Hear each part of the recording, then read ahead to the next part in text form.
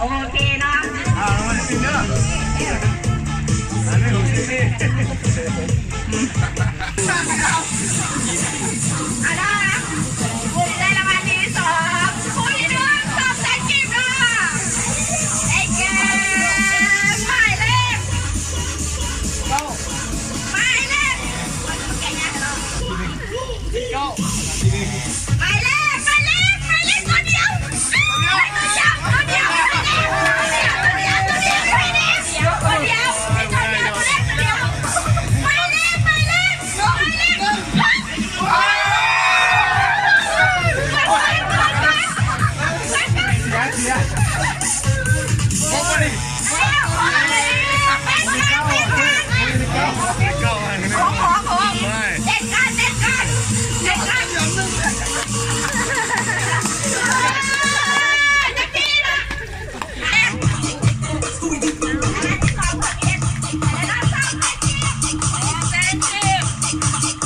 รางวัลที่เท่าไหร่เลยนี่ที่สองแล้วช่วยถึงที่สองว่ะ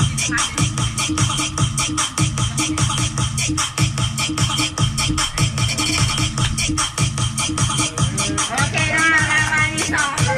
ณเราเป็นครอบครัวที่มาเพื่อเอารางวัลเป็นเจ้าของครอบครัวเดียวมาเลยสบายแล้วนะ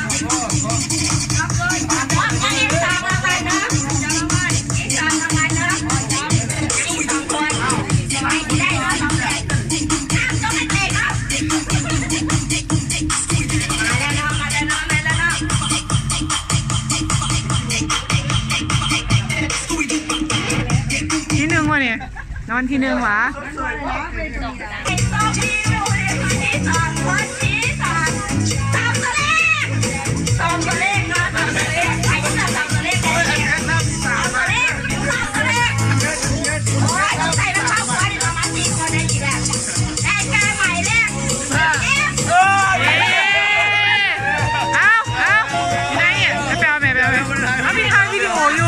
กูไปยังวิดีโอจิตตั้งตัวไหนมาไปเลยไปเลยไปเลยไปเลยไปประกาศก่อนเนี่ยครอบครัวที่มาแล้ว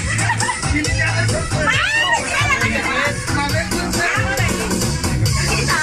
มแอนเจม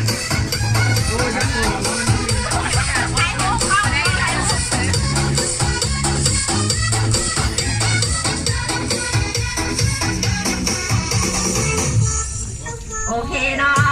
ไม่เลยมาพวกอะไรที่มาจะครอบครัวจะได้เนาะยังเอกพูดว่ารางวัลที่สองคุณได้เนาะ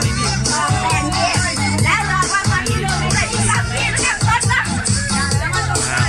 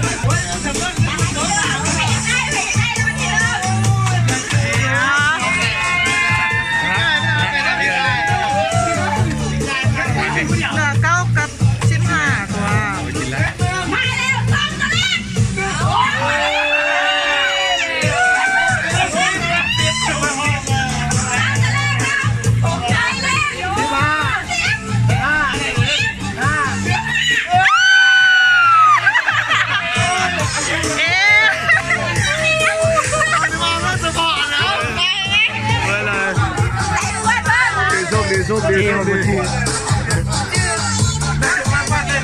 องวันนั้นเขาซื้อของกินนั่งกินมาเลยเองแล้ววันที่3ก็ได้อีกบ่